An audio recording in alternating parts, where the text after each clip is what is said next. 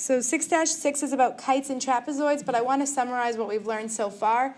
We've been learning about quadrilaterals now. It's a break from triangles. And there's 3 types of quadrilaterals that we learned about. It's parallelograms, kites, and trapezoids. Kites and trapezoids is today's lesson. But then under parallelograms, it's rectangle, rhombus, and square. And I put them in that order because in order to be a square, you must be a parallelogram first.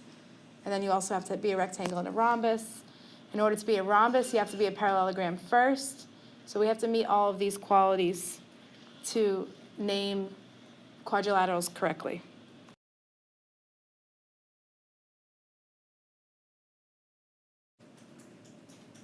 So there's a difference between trapezoids and isosceles trapezoids that we have to be careful of. With a trapezoid, it's like a parallelogram, except it only has 1 pair of parallel sides. A parallelogram has 2 pairs of parallel sides. We have our bases, which is what the trapezoid could lay on. It's the parallel sides would make up the bases.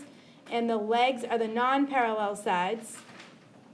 But specifically in an isosceles trapezoid, the legs are congruent, the base angles are congruent, and the diagonals are congruent, as seen by the beautiful picture there. Okay, the midsegment of a trapezoid is parallel to each base, and its length is 1/2 of the sum of the bases.